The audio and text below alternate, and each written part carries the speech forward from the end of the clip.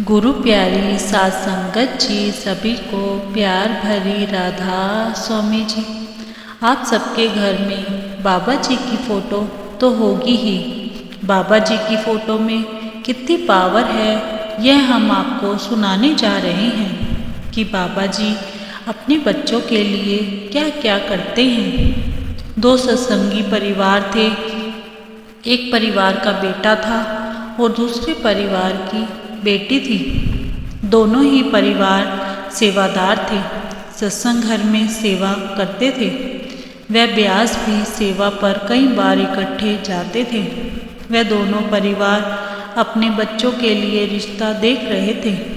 एक दिन किसी बुजुर्ग सेवादार को लड़की के पिता ने कहा कि वीर जी, आपकी बेटी सयानी हो गई है, उसके लिए कोई अच्छा सा रिश्ता बताएं। तो उन्होंने उस सेवादार से पूछा, भाई साहब, आपकी बेटी क्या करती है, कितना पढ़ी हुई है? तो उसने कहा कि वह MA B.Ed है और किसी स्कूल में टीचर लगी हुई है। अगर कोई सत्संगी परिवार का बेटा हो तो आप हमें बताना। यह पूछकर वह अपनी सेवा पर लग गए। सत्संग के बाद लड़के के पिता ने भी किसी बुजुर्ग सेवादार को अपने बेटे के रिश्ते के लिए बोला, भाई साहब, आपका बेटा पढ़ लिख कर नौकरी करने लग गया है, अगर कोई अच्छा रिश्ता हो तो बताना। सत्संगी परिवार हो तो ज़्यादा अच्छा होगा। तो उन्होंने हाँ में सिर हिला दिया और उनका फ़ोन नंबर भी ले लिया।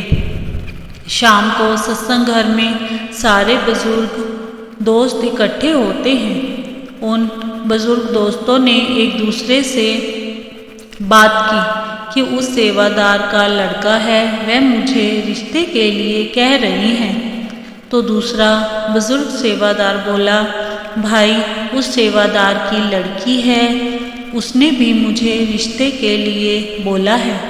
वह दोनों बोले, हमने दोनों परिवारों को देखा हुआ है और उन्होंने भी एक दूसरे के परिवार को देखा हुआ है। दोनों परिवार सत्संगी हैं और दोनों ही सेवा भी करते हैं, उनसे बात कर लेते हैं। एक ने लड़के के पिता को फ़ोन किया और दूसरे ने लड़की के पिता को फ़ोन किया कि ऐसे आपका देखा भाला परिवार है, अगर आप चाहें तो बात आगे बढ़ाएं। तो दोनों ने हाँ कर दी। लड़के ने लड़की को देखा हुआ था। दोनों सेवादारनियाँ भी एक दूसरे को अच्छी तरह से जानती थी। जल्दी ही दोनों बच्चों का रिश्ता हो गया और वह शादी की तैयारी में लग गए। लड़की के माता पिता ने बेटी की शादी के लिए जो सामान लेना था वह बाजार से लेने लग गए और सतगुरु की कृपा से शादी का दिन भी पास आने वाला था। कार्ड छप कर आए तो उन्होंने कहा कि दूसरे रिश्तेदारों को कार्ड बांटने से पहले हम पहला कार्ड बाबा जी को देना चाहते हैं। तो लड़की की माँ बोली, लेकिन घर में हमने शादी का सारा सामान लेकर रखा हुआ है, घर को ऐसे छोड़कर कैसे जाएं? वह बोले, हम किसी को कुछ नहीं बताएंगे, सुबह वाली ट्रेन से चुप करके ब्यास जाएंगे और शाम तक वापस आ जाएंगे। स्टेशन से उन्होंने ट्रेन का समय पता किया और फ़ोन करके अपनी पत्नी को ट्रेन का समय बताया। तो उनकी दुकान के नौकर ने यह सुन लिया तो उसने दूसरे नौकर को भी बता दिया कि कल मालिक घर पर नहीं होंगे, वह कहीं पर जा रही हैं, इनकी बेटी की शादी है, घर में शादी का पूरा सामान है, अगर तुम मेरा साथ दो तो हम कल सब कुछ उठा लेंगे। उन्होंने ब्यास जाने से पहले रात को ही शादी का सारा सामान अलमारी में से निकाल कर एक बड़े से ट्रंक में रखकर उसको ताला लगा दिया और उसके ऊपर चादर बिछाकर बाबा जी की फोटो रख दी और बोले, बाबा जी अपनी बेटी की शादी के सामान का ख्याल रखना। हम आपके डेरे आ रहे हैं शादी का कार्ड देने। वह तीनों पति पत्नी और बेटी सुबह की ट्रेन से ब्यास के लिए रवाना हो गए और उनके नौकर भी इसी ताक में थे कि कब यह घर से निकले और हम अंदर जाएं। उन्होंने ताला तोड़ा और अंदर चले गए क्योंकि वह अपने पड़ोसियों को भी कुछ बताकर नहीं गए थे कि वह घर का ख्याल रखते। नौकरों ने अंदर जाकर उनका पूरा घर छान मारा पर उनको शादी का सामान कहीं पर भी नहीं दिखा। वह सोचने लगे कि शायद वह शादी का सामान किसी के घर पर रख कर गए हैं, लेकिन जाते जाते उनको एक संदूक दिखा जिस पर उन्होंने बाबा जी की फोटो रखी हुई देखी। वह संदूक के ऊपर से जैसे ही बाबा जी की फोटो उठाने के लिए उस नौकर ने हाथ आगे किया तो उसे जोरदार करंट का झटका लगा और वह दूर जाकर गिरा।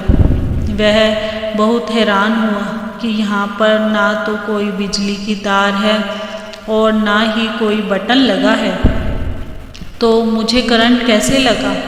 तो उसने दूसरे नौकर को कहा कि तू यह ऊपर से फोटो उठा दे, मैं ट्रंक का ताला तोड़ कर देखता हूँ कि क्या इसमें कुछ सामान है या नहीं। जब दूसरे ने भी बाबा जी की फोटो को हाथ लगाया तो वह भी उछलकर दूर जा गिरा।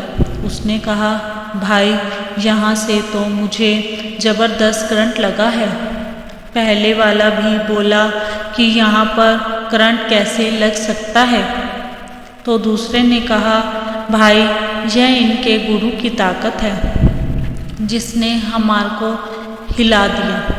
और वह डर कर उनके घर का दरवाज़ा बंद करके बाहर ही बैठ गए सामान की रखवाली करने के लिए, क्योंकि घर का ताला तो उन्होंने पहले तोड़ ही दिया था कि अगर हम ऐसे छोड़कर चले गए तो इनका सामान असली में चोरी हो जाएगा। जब वह शाम को वापस आए तो वह दोनों नौकर उनके घर के बाहर बैठे थे। सेठ ने कहा, तुम दोनों यहाँ पर क्या कर रहे हो। तो वह दोनों सेठ के पैरों में गिर गए और उससे माफ़ी मांगने लगे कि सेठ जी हमारे से बहुत बड़ी गलती हो गई है।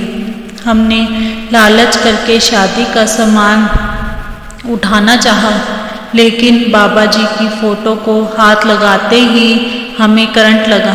घर का ताला टूटा देखकर वह घबरा गए, लेकिन अंदर जाकर जब ट्रंक में सारा सामान देखा तो वैसे का वैसे पड़ा था। नौकर बोले कि हमने जब आपके बाबा जी की फ़ोटो को हाथ लगाया तो हमें बहुत ज़ोर से करंट लगा और आपको तो कुछ नहीं हुआ। सेठ ने अपने नौकरों को कहा कि हम बाबा जी को अपने सामान का ख्याल रखने के लिए कह गए थे, तो उन्होंने सामान का ख्याल रखा। तो वह दोनों बाबा जी का शुक्र करने लगे। वह नौकर बोले, सेठ जी हमें भी अपने बाबा जी के पास ले चलो। तो वह बोले, चलो अभी शादी की तैयारी करनी है, उसके बाद फिर सारे इकट्ठे चलेंगे बाबा जी के दर्शन करने के लिए।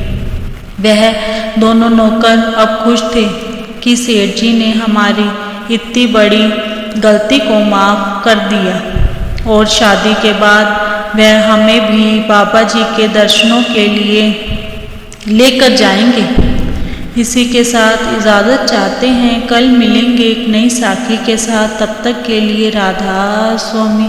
अगर साखी अच्छी लगी हो तो कमेंट बॉक्स में राधा स्वामी लिखना ना भूलें। राधा स्वामी जी।